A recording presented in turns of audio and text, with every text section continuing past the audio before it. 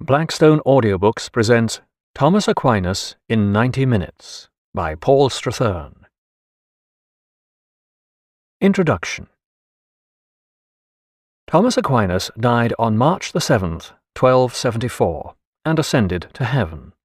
49 years later, he became a saint, and in 1879, Pope Leo XIII pronounced that Aquinas' work was the only true philosophy.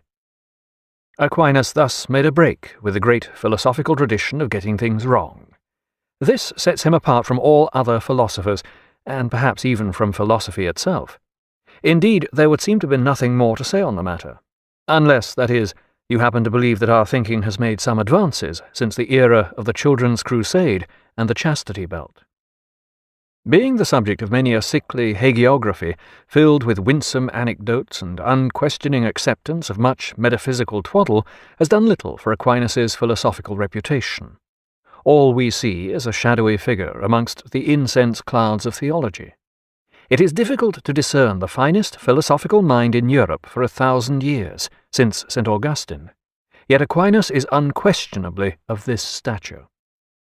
In order to appreciate Aquinas, it is necessary to distinguish, as far as possible, between his theology and his philosophy. The former is absolutely correct on all counts and beyond question. Anyone who doubts this courts instant excommunication and the prospect of an afterlife in a third-world-style region devoid of modern domestic conveniences. Philosophy, on the other hand, is something whose truth is open to question. This is what makes philosophy what it is. Even in Aquinas' time there was an implicit difference between theology and philosophy. Both conducted their arguments in a similar fashion, by deduction, reason, logic, and so forth. But in theology such knowledge was based upon the revealed truth of faith. The first principles of theology were supported by a belief in God. Philosophy, on the other hand, required no such belief. It began from first principles which were allegedly self-evident. These relied upon our apprehension of the world around us and the use of reason alone.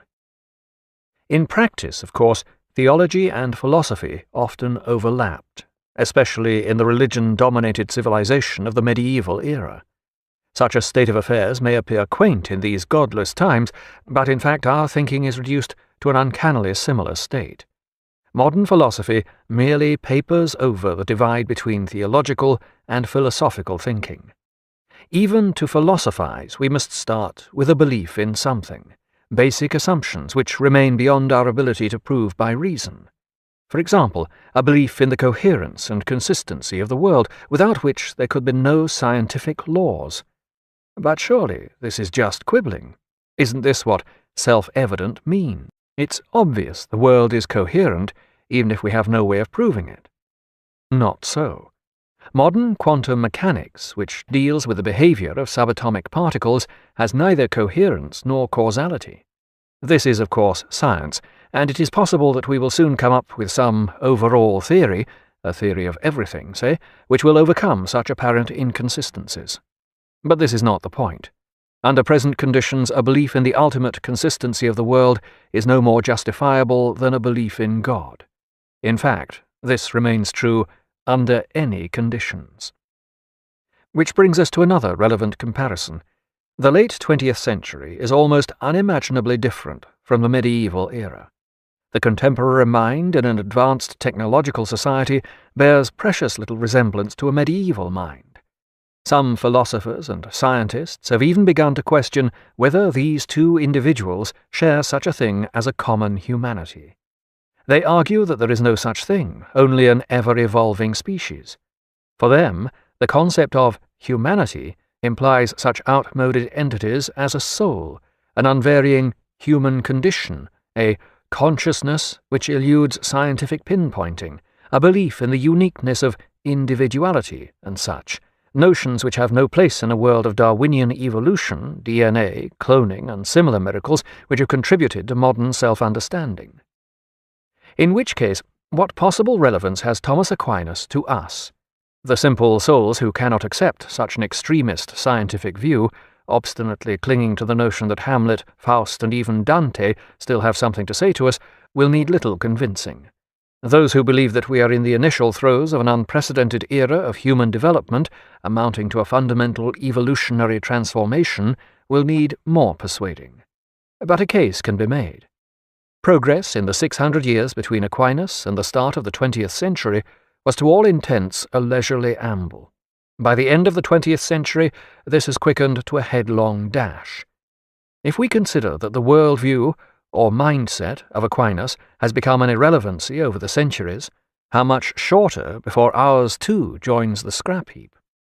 If progress is a film sequence, must every present frame be regarded as the only picture we see? Serious modern thinkers may regard Aquinas much as we regard early Chaplin. How long before our thought processes are regarded like knockabout farce? Or might the cliché banana skins and saccharine sentimentality of Chaplin still have something to say to us? We see our age as the greatest in human history, a delusion shared by many previous ages. Ours is a time of seemingly unending originality, yet such protean dynamism is not a necessary characteristic of great eras. Amongst the most long-lasting and stable civilizations upon which vast intellectual and material resources were lavished were those in China and medieval Europe. Here stasis was achieved, and with it a stability that enabled the development of structured thought and intellectual embellishment to an unparalleled degree. Dante's Divine Comedy was perhaps the finest poetic construction humanity has yet produced, and the certainties it embodied were part and parcel of the medieval age. The vast Gothic cathedrals of Western Europe were arguably the first great collective monuments of humanity. They incorporated the disparate talents of their builders, and not since ancient Greece had works of such magnificence been produced without the goad of tyranny. The medieval age also produced its own collective monument of the intellect. Truly a mammoth of thought, this was the largely static, cumulative philosophy of scholasticism, and the acknowledged maestro of scholastic philosophy was Thomas Aquinas. Aquinas' life and works. Thomas Aquinas, Tommaso d'Aquino, was born in a castle 4 miles north of Aquino in southern Italy. This rather gloomy castle still stands on the hill above the village of Roccasecca, just off the autostrada between Rome and Naples. Thomas was the 7th son of Count Landolfo d'Aquino, and the celebrated lyric poet Rinaldo d'Aquino may well have been one of his brothers. More interestingly, Thomas was the nephew of Frederick II, the maverick Holy Roman Emperor, whose court in Sicily was the scene of a premature Renaissance. A man of exceptional talents, Frederick was excommunicated by the Pope, but then set off on his own crusade which retook Jerusalem for Christendom, thus placing the Pope in something of a quandary. When Thomas was 5, he was sent to school with the monks at Monte Cassino. Here his acute intellect and religious temperament soon became apparent. But after 9 years his education was interrupted when Uncle Frederick expelled the monks because he reckoned they were becoming too friendly with his enemy the Pope. Thomas was then sent to the University of Naples, which had been founded by Frederick. Unfortunately, by this time, Frederick had also decided to found a new religion with himself as Messiah, and when his chief minister turned down the job of St. Peter, he had him blinded and displayed in a cage. Under the protection of Frederick II, the University of Naples had become an important centre for the new knowledge that was beginning to spread through the medieval world. Classical learning was being rediscovered, and the University of Naples attracted learned men from the farthest corners of Europe. Thomas was taught logic by a learned Transylvanian called Master Martin, and he attended lectures on natural philosophy, science, given by Master Peter of Hibernia, Ireland.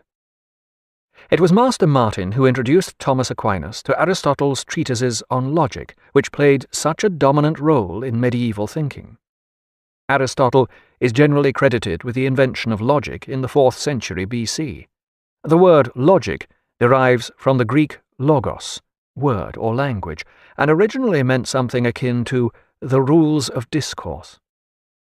Aristotle regarded logic as an organon, tool, for use in philosophy. As such, it could be used in every branch of knowledge. The purpose of logic was analytica, to unravel. But the logic that Aquinas inherited in the 13th century had made very little advance in the millennia since it had been invented by Aristotle.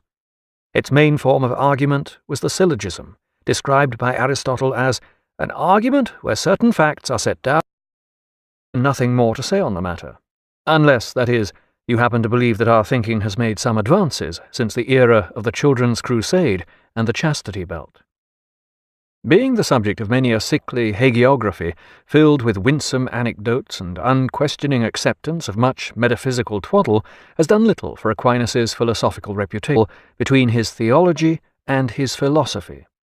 The former is absolutely correct on all counts and beyond question. Anyone who doubts this courts instant excommunication and the prospect of an afterlife in a third-world-style region devoid of modern domestic conveniences. Philosophy, on the other hand, is something. All we see is a shadowy figure amongst the incense clouds of theology. It is difficult to discern the finest philosophical mind in Europe for 1,000 years, since St. Augustine. Yet Aquinas is unquestionably of this stature. In order to appreciate Aquinas, it is necessary to distinguish, as far as possible. Blackstone Audiobooks presents Thomas Aquinas in 90 Minutes by Paul Strathern. Introduction. Thomas Aquinas died on March the 7th, 1274, and ascended to heaven. 49 years later, he became a saint, and in 1879, Pope Leo XIII pronounced that Aquinas's work was the only true philosophy. Aquinas thus made a break with the great philosophical tradition of getting things wrong. This sets him apart from all other philosophers, and perhaps even from philosophy itself. Indeed, there would seem to be